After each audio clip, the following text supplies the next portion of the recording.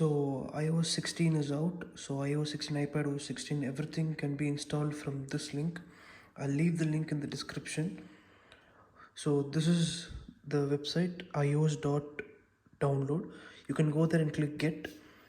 So it says a warning sign, you can read it if you wanted to. So just install, and once you install, so there'll be a timer running. Because this website, a lot of people are using it right now.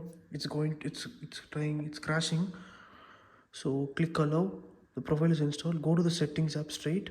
You will see this here, profile downloader. Click on it and click install and type in your passcode. Okay, once you type in your passcode, again it'll ask you to install. Click the install again and it'll be there.